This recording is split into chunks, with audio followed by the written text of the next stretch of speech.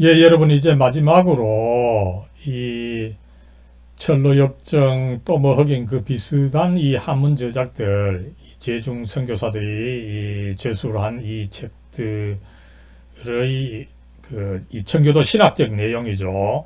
이것이 한국 신학에 과연 어떤 영향을 미쳤느냐, 그죠? 이게 이제 사실은 참 그 중요한 부분입니다, 그죠?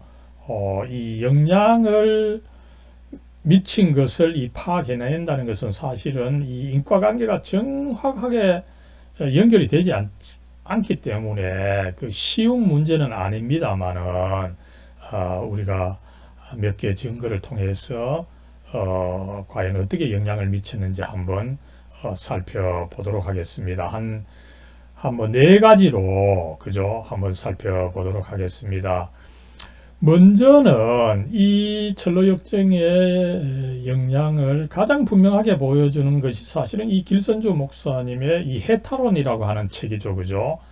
그리고 이 해타론은 조금 더 발전이 되어서 1916년에는 이 만사성치라고 하는 조금 두꺼운 그 책자로 이 발전한 것이 있습니다. 이 만사성치죠. 그랬을 때 여러분 이 해탈론의 내용이 도대체 어떤 점에서 이 철로역정과 비슷하냐, 그죠? 먼저 어떻습니까? 이 문학적 입장에서 본다면 그죠? 이 철로역정 이 앞에서 제가 전지작가적 그 합법이다 이렇게 말씀을 드렸습니다만은 이 해탈론 역시 이 전지작가적 화법을 쓰면서 소설적으로 전개를 하는 거죠. 이 해탈론에 사용된 그 인명 지명이 철로역정에 이제 동일한 것이 바로 사실은 그 제목 해타죠. 이것이 이제 바로 그 철로역정에서 사용된 이 게으름이라고 하는 말이죠. 이것이 바로 여기서 사용이 되었고 그 다음에 이제 이 철로역정의 지명과 인명을 뭐 그대로 사용한 것은 아닙니다만은 그 형식이 사실은 동일한 거죠. 뭡니까? 그 실제 내용을 인명 혹은 지명으로 제시하는 것입니다. 그죠? 이게 이제 철로역정에서 그대로 드러났던 거죠. 이게 이제 문학 형식에 있어서는 비유다, 우화다, 알레고리라는 거죠. 그죠? 그래서 이런 것들을 길선주 목사님이 철로역정으로부터 배웠다. 이렇게 우리가 볼 수가 있는 거죠. 그랬을 때 이제 뭐 대표적으로 뭡니까? 여기 이제 유혹을 이제 여러 가지로 만난 것을 이제 길을 가면서 여러 가지 이제 가능성이 있는 길들을 만나는 것으로 이제 제시하는 거죠. 뭐 급심노가 있고 그죠? 이심노가 급심노는 뭡니까? 마음 급하게 막 뭐를 결정하는 거고 그죠? 이심은 뭡니까? 결정을 못하고 이것을 할까 저것을 할까 이 계속 그 헤매는 그런 어떤 길이 이심노인 거죠. 그죠? 이런 식으로 해서 무엇을 그 드러내려고 할 때 거기에 해당하는 실제적인 단어를 인명 혹은 지명으로 사용하는 방법.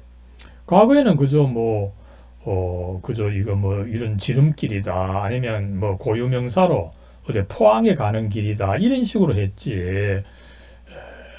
그 내용을 표현하는 그 제목을 쓰지는 않았는데 이것이 이제 알레고리 문학 그 방법으로서 이미 철로역정에 사용이 되었고 길선주 목사님이 그것을 이 해탈론에서 사용하고 있음을 우리가 알 수가 있다는 거죠.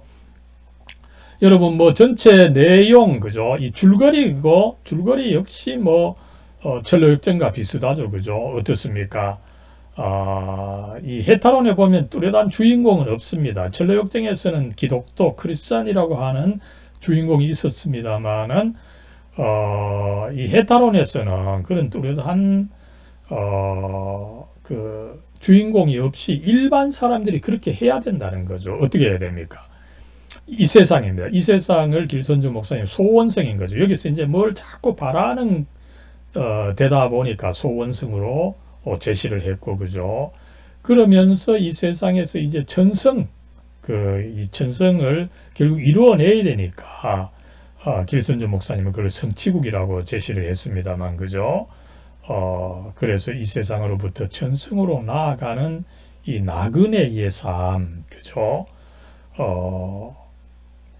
그것을 제시한다고 하는 점에서 양자가 그 줄거리가 흡사하다 이렇게 판단을 할 수가 있다는 거죠.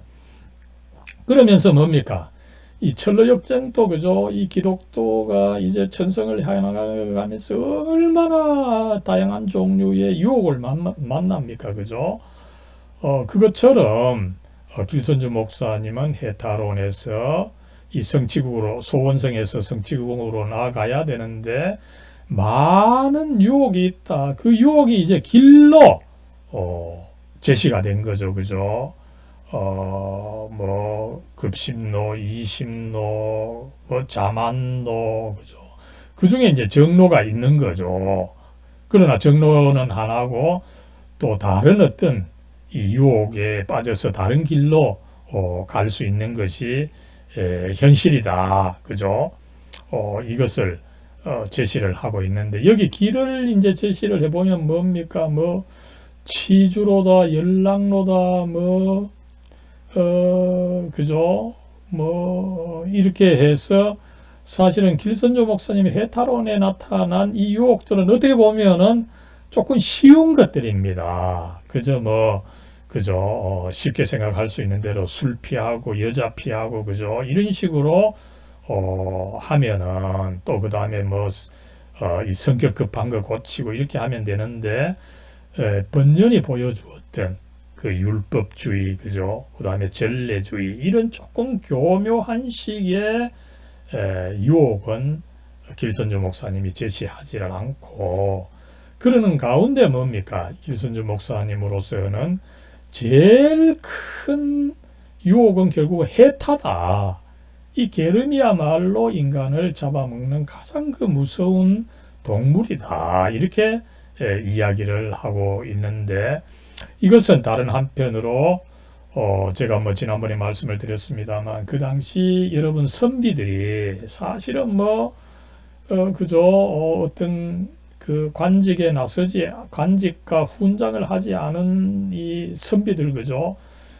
일을 안 했습니다. 손에 물을 묻히지 않았던 거죠. 그래서 이 선교사들이 그들을 볼 때 정말 그 게으르다 그죠? 못한다 그죠? 뭐 하자 그러면은 못한다 이렇게 말만 하더라. 이 게일 선교사가 그런 보고를 하고 있어요. 그죠? 그래서 어쨌든 이 해타가 가장 그 무서운 유혹이다. 이런 식으로 나름대로 당시에 그 의미 있게 길선주 목사님이 이 해타론을 철로 역정을 본받아서 서술했음을 우리가 알 수가 있고 이런 점에서 길선주 목사님의 해타론은 철로 역정에 큰 영향을 받았다 이렇게 볼 수가 있을 것입니다. 비판적으로 보면 어떻습니까?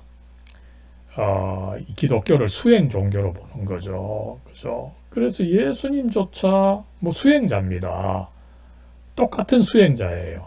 그 천성에 가니까 예수님도 거기 있고, 그 다음에 심지어는 요왕, 순왕, 그죠? 또 유교의 뭐 나름대로 성인으로 알려지는 동중서, 주매신, 이세택 이런 유교의 수행자들도 예수님과 바울과 동등하게 성취국에 들어가는 거죠. 그러면서 예수님께서 어떤 그 대속적인 죽음을 통해서 우리로 하여금 그 성취국에 은혜로 가게 해준다. 이런 것은 거의 가르치지 않는 거죠.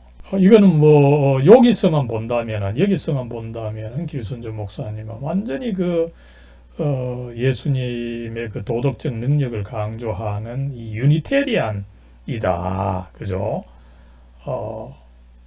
이런 식으로까지 비판할 수가 있겠습니다만 어쨌든 나름대로 이 예수님의 역할에 대해서 우리가 굉장히 그 비판할 수 있는 것이 많다 이렇게 볼 수가 있겠습니다. 그 다음에 여러분 두 번째로는 초기 한국 찬송가에 나타난 이 청교도 신학입니다. 그랬을 때 이런 것들이 전반적으로 이미 그 중국에서 그 선교사들이 여러 가지 그 한문 저작을 이제 청교도 형식으로 썼고, 뭐 대표적으로 철로 역정인데, 그죠? 그런 것을 이렇게 저렇게 영향을 받아서 그 한국에도 그대로 전파되었다 이렇게 볼 수가 있는데, 그 대표적인 것 중에 하나가 이 초기 한국 찬송가에 나타난 것입니다. 여러분 이 찬양가 굉장히 그 역사적인 이 찬양가죠, 그죠? 이거 여러분 그 연세대 그 기독교 고문원 콜렉션에서 볼 수가 있습니다, 그죠? 언제입니까? 1894년입니다, 그죠? 1894년 이 선교사를 시작한 지 이미 뭐 겨우 뭐 9년 뭐 정도 된 해입니다만, 그죠? 그랬을 때 흥미로운 것은 뭡니까? 이 찬양가를 언더우드가 이제 만들었습니다만, 그죠? 아마 한국 최초로 이렇게 악보를 사용해서 만든 곡일 겁니다, 그죠? 근데 밑에 보면 이 한문을 제시하고 있죠. 이것은 아마 한문 중국에서 이미 한문으로 번역된 것을 이 한글로 번역했다 이런 의미가 있을 겁니다, 그죠? 그랬을 때 아무쪼록 그 내용을 보면은 여러분 굉장히 이 청교도 그 신학이 그 반영되어 있는 것을 우리가 알 수가 있죠. 그 줄금 부분에 보면 어떻습니까? 여기서 그 굉장히 우리 그 사람을 좀 뭐 경시라기보다는 조금 뭐라 그럴까요? 우리 현실을 굉장히 그 비관적으로 보는 그런 것이 있죠, 그죠? 어떻습니까? 사람 육신 생긴 근본은 생어로 기어 토하네. 이 생어로 기어 토하네. 이 말이 사실은 굉장히 그 해석하기 어렵습니다. 그죠? 생어 아마 살아있는 물고기로 기어 다니면서 이제 토하는 그런, 말이다. 이렇게 이제 볼 수가 있겠습니다. 어쨌든 그만큼 우리의 현실의 삶이 그 참 비참하다. 그죠?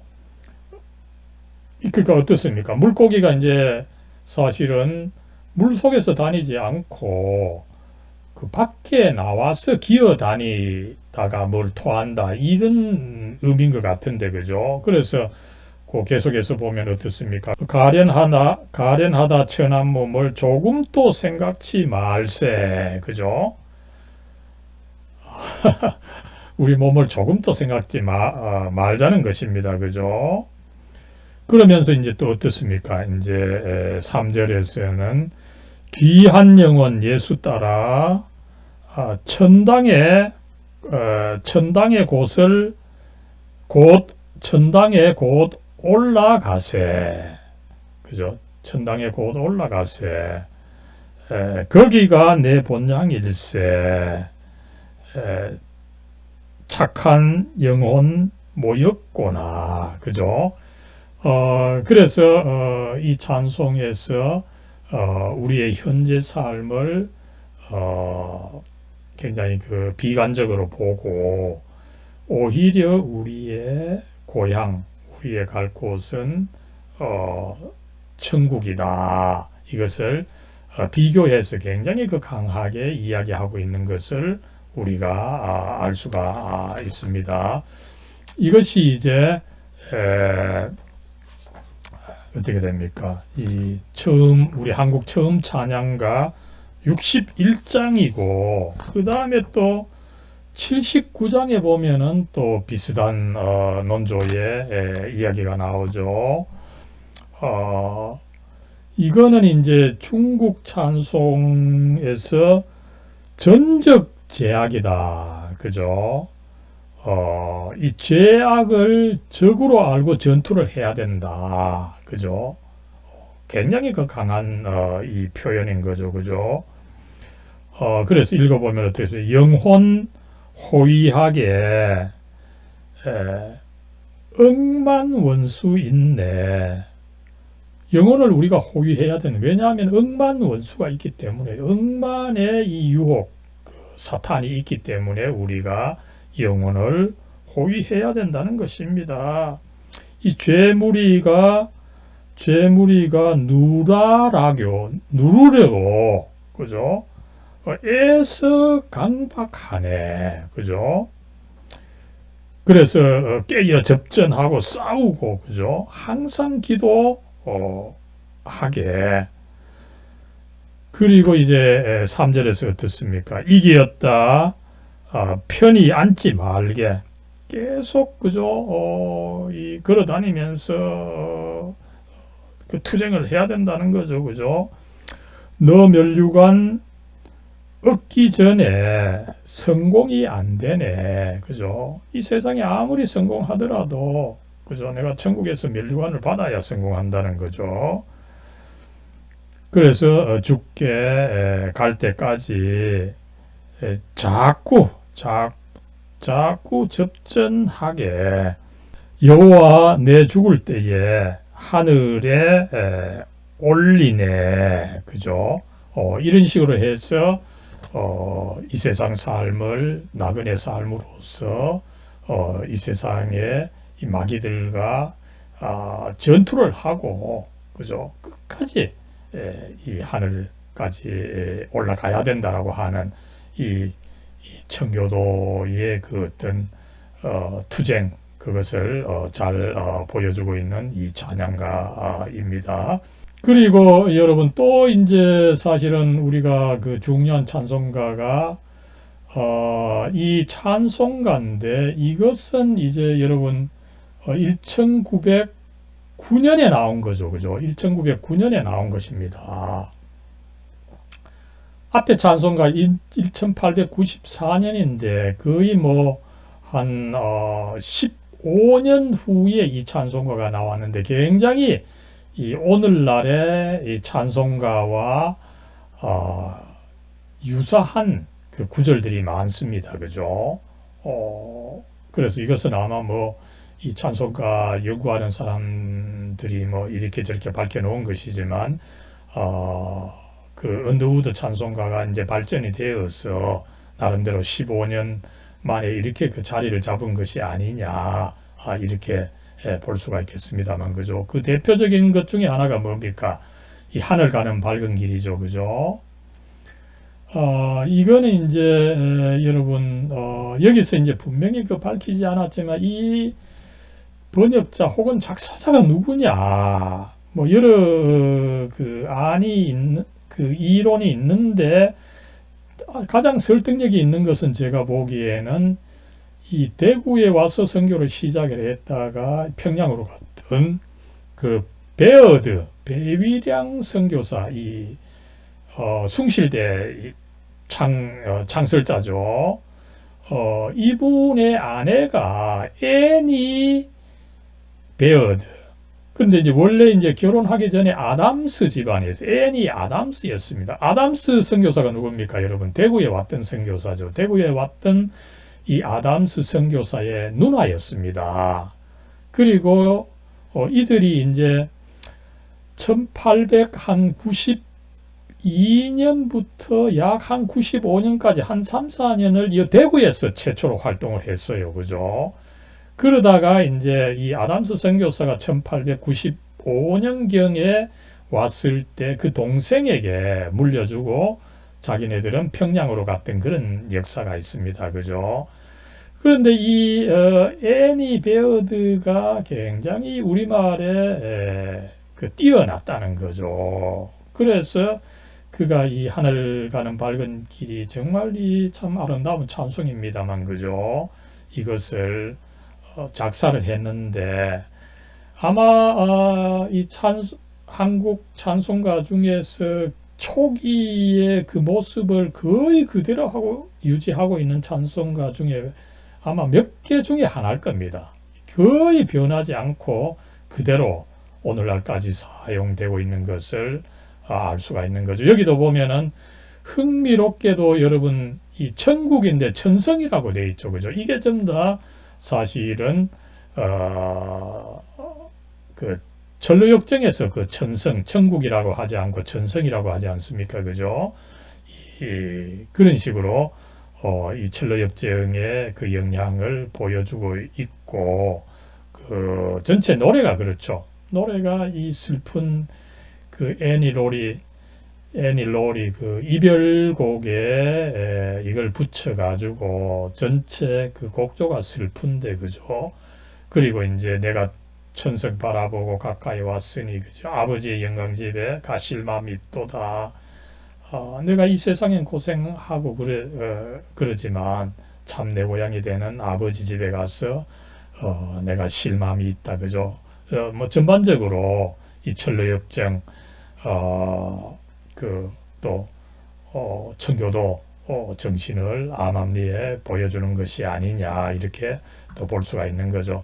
흥미롭게 그 애니 베어드가 또 번역한 것으로 알려져 있는 곡이 바로 이 멀리 멀리 갔더니 하는 찬송입니다. 그죠?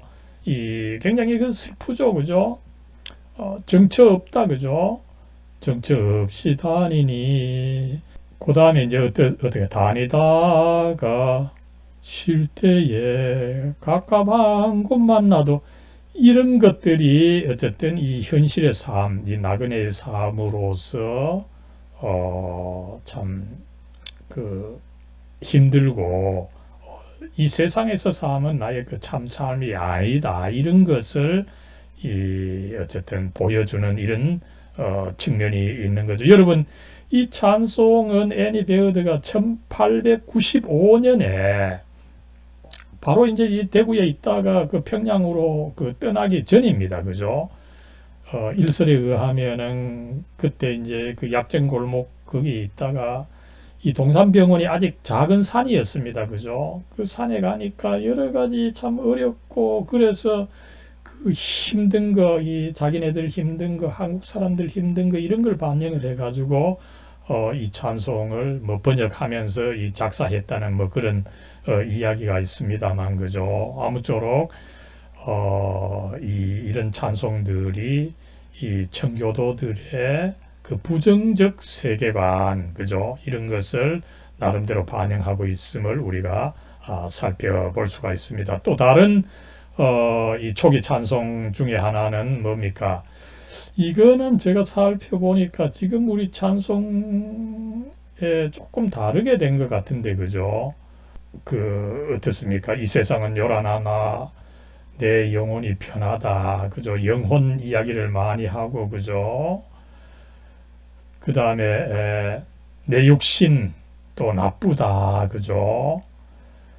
그리고 기쁜 복은 또 천당에 있다. 그죠? 이런 식으로 해서 현실 삶은 좀 나쁘고 결국 천당의 삶이 좋은 것이다. 이런 좀 이원론적인 이 가르침, 이런 것들이 어떻게 보면은 전반적으로 이 청교도, 또 특별히 또 그 철로 역정이 보여주는 것이다, 이렇게 볼 수가 있는 거죠. 여러분, 요 125장은 굉장히 천부여 의지 없었어죠. 그죠? 이게 이제 거의 뭐 오늘날 그대로 사실은 부르는 그 내용, 뭐 초기부터 있었던 것을 우리가 알 수가 있는 거죠. 그죠? 근데 흥미로운 것은 뭡니까? 이 찬송 자체가 이미 그 신학적으로 변모한 것을 알 수가 있죠. 그죠? 전부터 계신 주께서 영혼을인데, 지금 우리 찬송 영죽을 죄인을, 그러니까 이제 어떻습니까, 여러분? 이 영혼을 따로 이렇게 지칭하는, 그때는 영혼이 중요했습니다. 그죠? 뭔가 영혼은 다르고 영혼이 중요하다, 이렇게 봤는데, 이제 그런 식으로 영혼을 구분하는 것을 현대에 이제 하지 않고, 그래서 이제 죄인으로 이것을 바꾼 것을 알 수가 있고, 그 다음에 중요한 것은 원래는 이렇게 사절이 있었습니다. 지금은 이 3절까지밖에 없죠. 그죠? 어떻습니까? 그죠? 믿음의 근원 대신 주 바라봅니다. 주 구원하지 않으면 영 멸망합니다. 그죠? 굉장히 이제 여기서도 어떤 영과 육의 그 투쟁이 절박해서 내가 곧 망할 수도 있다. 이런 그 절박성을 청교도 신학 또 전로역정이 가르치고 있는데 여기서 찾아볼 수 있다는 것을 우리가 알 수가 있습니다. 그 다음에 이제 여러분 우리가 이제 본격적으로 사실은 연구를 해야 될 부분인데 그죠? 이런 그 청교도 신학 전로역정이 대표적으로 보여줬습니다만 이런 신학이 여러 문서에 나타난다라고 하는 거. 먼저 이 장원 양우 상론, 물론 이것은 중국에서 1817년입니까 그죠? 전로역정이 되기 훨씬 전에 쓰여졌습니다. 출판되었습니다. 그죠? 그러나 전반적으로는 이미 이 장원양우 상론의 저자 윌리엄 밀ler이 이미 청교도로서 이런 청교도 전로역정에 나타난 이 청교도 정신을 보여준다는 거죠. 여기서도 이제 어떻습니까? 그죠? 죄에 대한 각성, 이 죄짐을 강하게 이야기를 하고, 그죠? 그리고 어떻습니까? 그죠? 하나님의 형벌을 받기 때문에 내가 행실을 고쳐야 되고, 그죠? 그래서 이 죽은 후에는 또 영혼을 구해야 된다, 그죠? 이런 식으로 그 앞에서 말한 나름대로 청교도 신학을 여러 군데서 여기서는 장원양우 상론에서도 보여주고 있다 이렇게 우리가 볼 수가 있습니다. 그 다음에 또 이런 전로역정에서 나타난 바와 같은 그런 청교도 신학 그죠? 이 선교 찰리 1890년이죠. 그죠? 굉장히 우리 한국에 이 출판된 아마 최초로 출판된 그 기독교 서적 중에 하나죠. 그죠? 1885년에 여러분 언더우드가 왔는데 그죠? 불과 5년도 안 되어서 이 언더우드가 이 선교 찰리를 번역을 그리피스 잔의 작품이었던 이 선교 찰리를 번역한 것을 우리가 알 수가 있습니다. 그 내용을 읽어보면은 그죠? 그 앞에서도 말씀을 드렸습니다만은 이 세상에서의 잠깐 복이 아니라 오는 세상에서 긴 복을 우리가 구해야 된다. 그죠? 그리고 이 풍상을 받고 여러 가지 이제 이 세상 삶에서는 이 어려움이 많다는 거죠. 그러나 그것을 어떻습니까? 이 상제께서 상으로 또 보상을 해 주신다. 그죠? 그래서 어떻습니까? 무릇 사람이 구주 예수를 힘입어 사후에 영혼이 반드시 하늘로 올라가서 영복을 누리리니. 그죠? 이 사후에 영혼이 구원을 받는다라고 하는 거, 이것을 이제 전로역정뿐만 아니라 청교도 문서에서 강조를 하고 있는데 이 선교 찰리에서도 그대로 강조하고 있는 것을 우리가 알 수가 있죠. 여기 마지막 부분에도 그래서 그런 논조로 이야기를 하고 있습니다. 이제 여러분 이 덕혜 인물이죠. 이거는 이제 그리피스 잔이 있었고 이것은 아마 평양에서 일하던 마페 선교사, 마포 삼열 선교사가 이 번역한 거죠. 여기도 이제 읽어보면은 그런 나름대로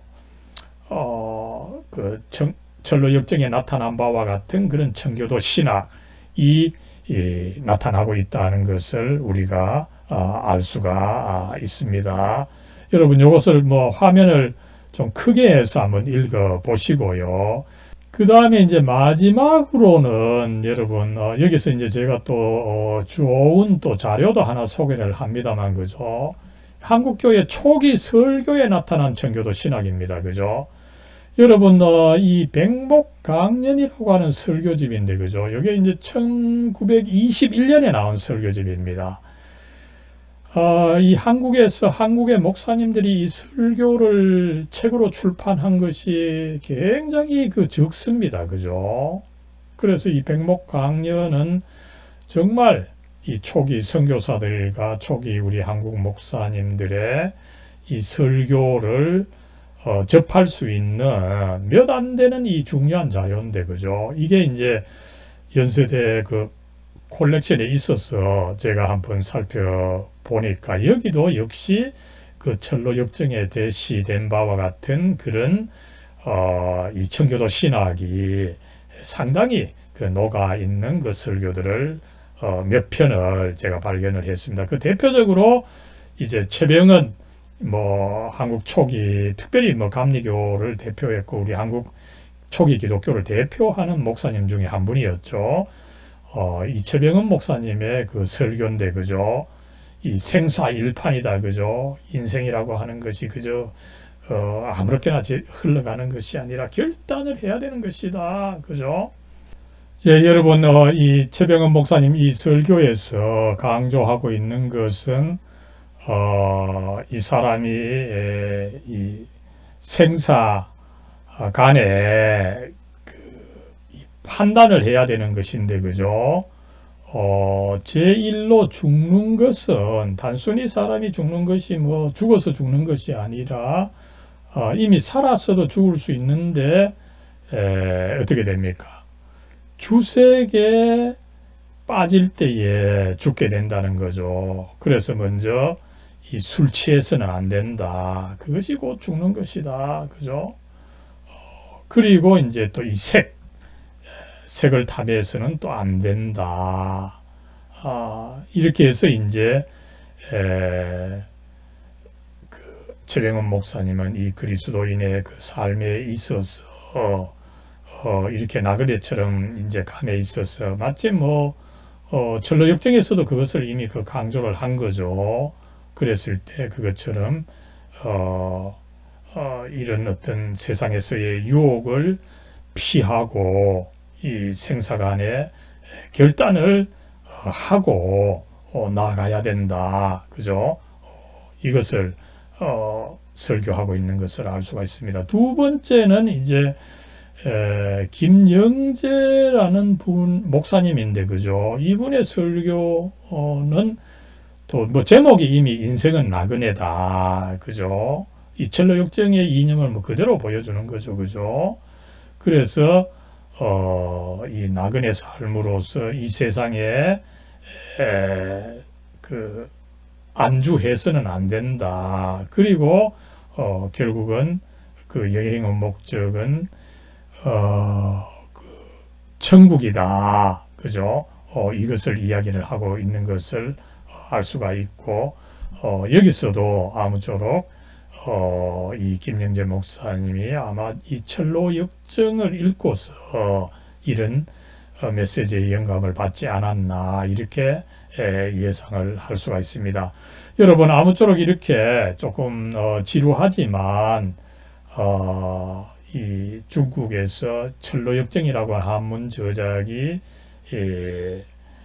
큰 인기를 얻었고 그리고 이것을 또 한글로 번역을 했을 때 이것이 또 인기가 있었고 그래서 이 철로 역정에 나타난 그런 어떤 신학 정신이 한국 교회에 여러 가지로 반영이 되었음을 우리가 살펴볼 수가 있는 것입니다. 이렇게 해서 결국 이 한국 교회는 특별히 초기에 있어서 본다면 전반적으로 청교도적 정통주의가 그죠? 이 구형이 되는 것을 우리가 알 수가 있습니다. 예, 이렇게 이제 이 한국 저희들 이 한국 신학의 어떤 그 기초 초기 단계를 살펴보면서 특별히 이그 한국 신학이 제중 선교사들의 한문 저작으로부터 영향을 받은 것이다. 이것을 좀 다른 학자들이 이야기를 하지 않는 가운데 제가 좀 새롭게 한번 여러분들에게 말씀을 드렸습니다. 예, 감사합니다.